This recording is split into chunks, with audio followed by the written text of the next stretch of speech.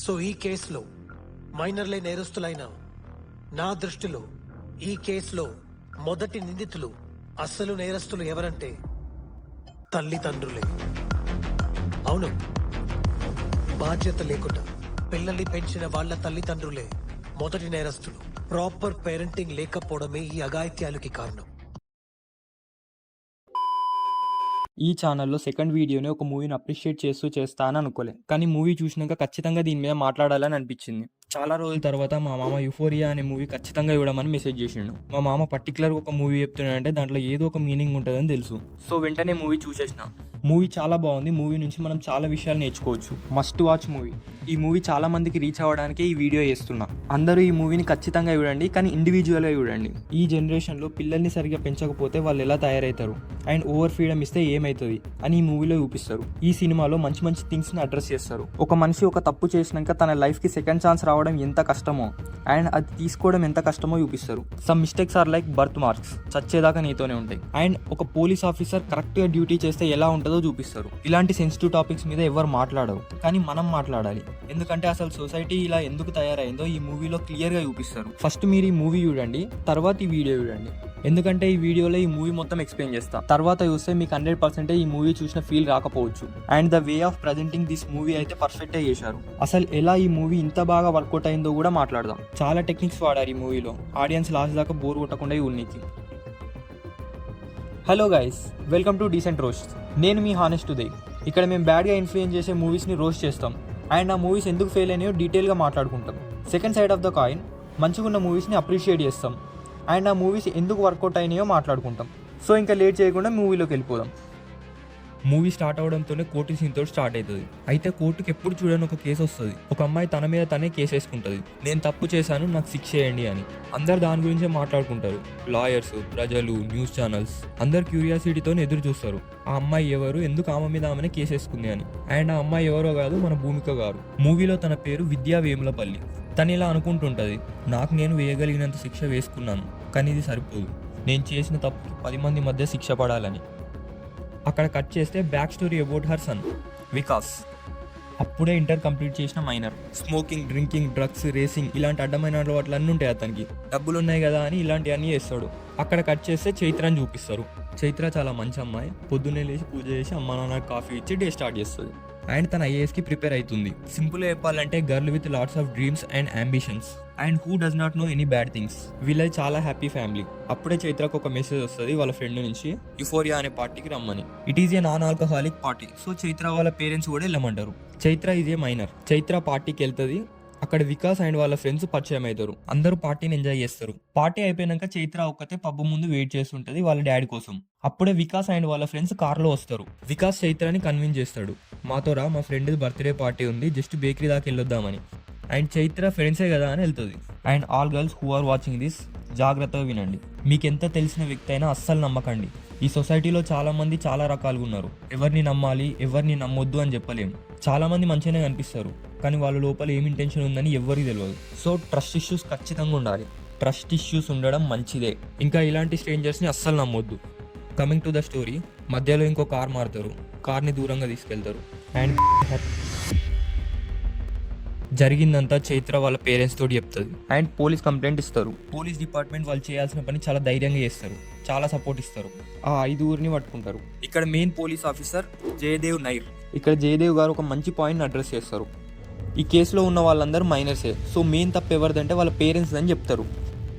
Yes, 100% ఇది absolute bad parenting వల్లనే జరిగింది. పిల్లల్ని పట్టించుకోకపోవడం, వాళ్ళ అవసరాలకు మించి ఇవ్వడం, ఓవర్ ఫ్రీడమ్ ఇవ్వడం, ఇలాంటి పనుల వల్లనే చిల్డ్రన్స్ రాంగ్ డైరెక్షన్లోకి వెళ్తారు. అండ్ ఇది ఈ మూవీలో పర్ఫెక్ట్గా చూపిస్తారు. సో ఇక్కడ తప్పు చేసింది మైనర్స్ కాబట్టి వాళ్ళని అక్యూజ్డ్ అనకూడదు. According to child in conflict with law ప్రకారం వాళ్ళ పేర్లు కూడా బయట పెట్టొద్దు. సో ఇక్కడ జయదేవ్ గారు వాళ్ళ పేరెంట్స్ పేర్లు బయట పెడతారు. వాళ్ళు ఎంత రిచ్ అండ్ ఇన్ఫ్లుయెన్స్ పీపుల్ తెలిసి కూడా బయట పెడతాడు. అండ్ పాక్సో కేసు అమలయ్యేలా చూస్తామని అంటాడు. ఈ సీన్ అయితే పీక్స్ అనిపించింది నాకు. వాళ్ళ పేరెంట్స్ పేర్లు బయట పెట్టారు కాబట్టి విద్యా వేములపల్లి తన ప్రిన్సిపల్గా రిజైన్ చేస్తుంది. అండ్ వికాస్ పేరెంట్స్ ఇద్దరు రియలైజ్ అవుతారు ఇది వాళ్ళ తప్పే అని. వాళ్ళ డాడ్ ఏమో వికాస్కి ఇవ్వాల్సిన దానికన్నా ఎక్కువిస్తాడు.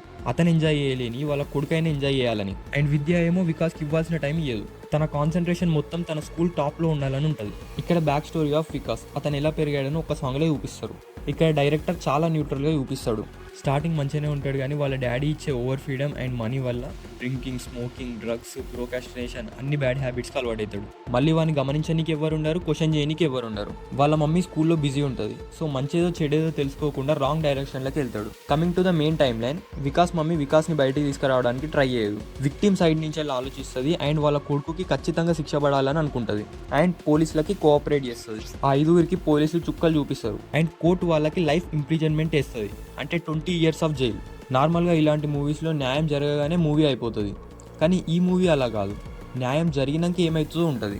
జైలుకి వెళ్ళినాక వాళ్ళ పరిస్థితి ఎట్లుంటుంది, వాళ్ళ ఫ్యామిలీ పరిస్థితి ఎట్లుంటుంది, ఒక తప్పు చేస్తే దాన్ని ఫేస్ చేయడం ఎంత కష్టం లైఫ్లో, సెకండ్ ఛాన్స్కి మూవ్ అవ్వడం ఎంత కష్టమో చూపిస్తారు. జైల్లో ఎవరిని పట్టించుకోరు, వాళ్ళే గొడవ పడతారు. జైలర్లు పెద్దగా పట్టించుకోరు, పాఠాలు చెప్పరు. డ్రగ్స్, సిగరెట్స్ సప్లై అవుతాయి. మొత్తానికి తుమ్మ చెట్లా ఉన్న వికాస్ గంజాయి చెట్లాగా తయారవుతాడు. ఆఫ్టర్ 6 years విద్య తన కొడుకుని పెరోల్ మీద బయటికి తీసుకురావడానికి ట్రై చేస్తుంటుంది. ఎందుకంటే అతన్ని జేఈ ఎగ్జామ్ రాపిద్దామని, లైఫ్లో అతనికి సెకండ్ ఛాన్స్ ఇద్దామనేసి ట్రై చేస్తుంటుంది. అమ్మ కదా కొడుకుని అలా వదిలేదు. ఆల్రెడీ మృగంలో ఉన్న వికాస్ని జైలు నుంచి ఇంటికి తీసుకుపోతుంది. వికాస్కి మారాలని ఉండదు. వాళ్ళ అమ్మ ఎంత ట్రై చేసినా వినకుండా డ్రగ్స్కి అలవాటు అవుతాడు. ఒక మదర్గా ఎంత ట్రై చేయాలో అంత ట్రై చేస్తుంది మార్చనీకి.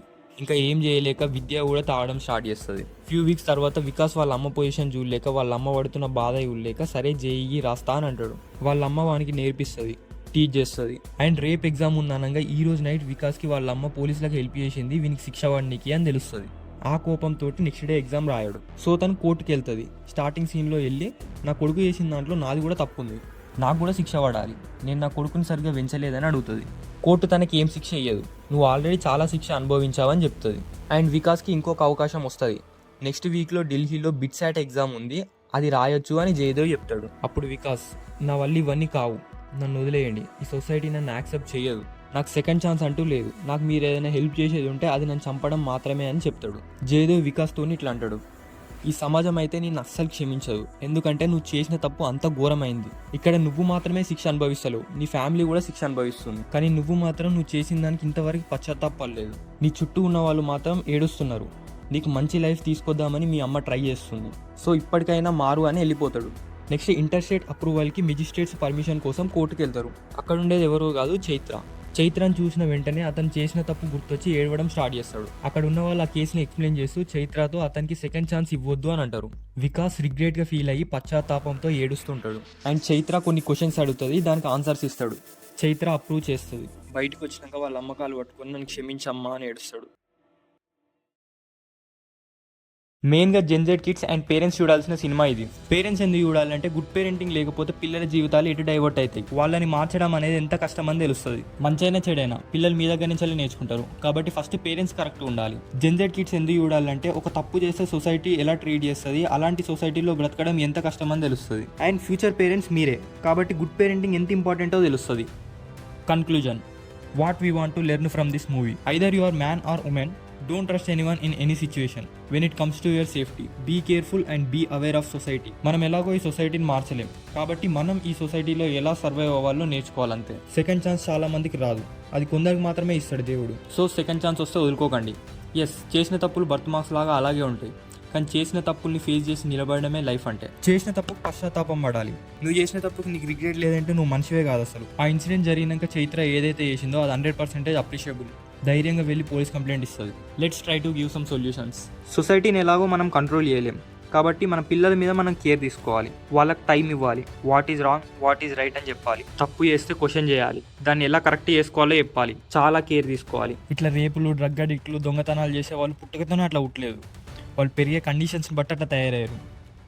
ఈ మూవీలో చూస్తే జైల్లో ఎలాంటి డిసిప్లిన్ ఉండదు, ప్రాపర్గా టీచింగ్ చెప్పరు, అండ్ డ్రగ్స్ జైలు లోపలికి వస్తాయి. గొడవ అయితే ఎవరు సరిగా పట్టించుకోరు. ఇక్కడ జైల్లో సరిగా మార్చకపోతే చిన్న రౌడీలు కాస్త పెద్ద రౌడీలు అవుతారు. ఈ సినిమాలో చూపించినట్టు జైలు అనేది తప్పు చేసిన వాళ్ళని మళ్ళీ ఆ తప్పు చేయకుండా చేయాలి, కానీ తప్పులకు అలవాటు అయ్యేటట్టు కాదు. సో జైలు సిస్టమ్ని ఇంప్రూవ్ చేయాలి. చైత్ర వికాస్ని నమ్మకపోయి ఉంటే ఇలా జరిగేది కాదు. సో ఎవరిని ఈజీగా నమ్మకండి. హౌ దిస్ మూవీ వర్క్డ్, స్టార్టింగే ఒక ఇంట్రెస్ట్ అండ్ క్యూరియాసిటీని బిల్డ్ చేస్తాడు డైరెక్టర్, ఎప్పుడు చూడని కేసు అని చెప్పి. సో ఆడియన్స్కి అదేంటి అసలు, ఆమె మీద ఆమె కేసు ఎందుకు వేసుకుంది అని క్వశ్చన్స్ క్రియేట్ అవుతాయి బ్రెయిన్లో, అండ్ మనం ఏమై ఉంటుందని ఆలోచిస్తాం. సో మూవీ కనెక్ట్ అయిపోతాం. అక్కడ కట్ చేసిన మూవీని బ్యాక్ స్టోరీలో ఓపెన్ చేస్తాడు. కొత్త క్యారెక్టర్స్ వస్తాయి, ఒక సాంగ్ వస్తుంది, సాంగ్ తర్వాత కొత్త క్యారెక్టర్స్ వస్తాయి. ఇలా ఎక్కడ బోర్ కొట్టకుండా ఒక ఫ్లోలో వెళ్ళిపోతుంటది మూవీ. ఆల్వేస్ సంథింగ్ న్యూ అనేది కనిపిస్తుంటది. ఎక్స్పెక్ట్ చేయని విధంగా స్టోరీ టర్న్ అవుతుంటది. భయం, కోపం, యాంగ్జైటీ వస్తుంది చూస్తుంటే. బ్యాక్గ్రౌండ్ మ్యూజిక్ పర్ఫెక్ట్గా పడుతుంది. బ్యాక్గ్రౌండ్ మ్యూజిక్ పర్ఫెక్ట్గా పడితే ఆడియన్స్ ఒక ఫ్లోలో ఇంట్రెస్టింగ్గా చూస్తారు. విక్రమ్ మూవీలో కూడా సేమ్ బ్యాక్గ్రౌండ్ మ్యూజిక్ పర్ఫెక్ట్గా పడుతుంది, సో ఆడియన్స్ కనెక్ట్ అయినారు. ఇలాంటి మూవీస్ అన్ని న్యాయం రాగానే ఎండ్ అయిపోతాయి. కానీ డైరెక్టర్ ఈ మూవీని రొటీన్గా కాకుండా కొత్తగా ఆలోచించిండు. ఆఫ్టర్ జస్టిస్ ఏం జరుగుతుందని, వాళ్ళ ఫ్యామిలీస్ ఎలా ఎఫెక్ట్ అవుతాయని, లైఫ్ని మూవ్ చేయడం ఎంత కష్టమని. సెకండ్ హాఫ్ కొంచెం బోర్ కొట్టినా ఎండింగ్ని పీక్స్కి తీసుకెళ్తాడు. ఇంకా వికాస్ తన లైఫ్ని ముందుకు తీసుకోలేడు, ఇంకా అంతే అనే స్టేజ్లో చైత్ర వస్తుంది. అండ్ వికాస్ తను చేసిన తప్పుకి రిగ్రెట్ ఫీల్ అయ్యి పశ్చాత్తాపం పడతాడు. సో తన లైఫ్ని మళ్ళీ స్టార్ట్ చేస్తాడు సెకండ్ ఛాన్స్తో. ఇక్కడ డైరెక్టర్ అందరిని నేర్పిస్తాడు. నేను కూడా ఏడ్చిన లిటరల్లీ. ఆడియన్స్ సాటిస్ఫై అయ్యేలాగా ఇట్లా ఒక పర్ఫెక్ట్ ఎండింగ్ ఇస్తాడు. ఇక్కడ దాకా చూసారంటే మా వీడియో మీకు నచ్చుంటుందని అనుకుంటున్నాం. మీరు ఈ సినిమా చూసుంటే మీరేమనుకుంటున్నారో కామెంట్స్లో చెప్పండి. అండ్ నేను మాట్లాడిన దాంట్లో ఏమైనా తప్పు ఉంటే కూడా చెప్పండి. సో మళ్ళీ ఇంకో మంచి వీడియోతో కలుసుకుందాం. Bye guys.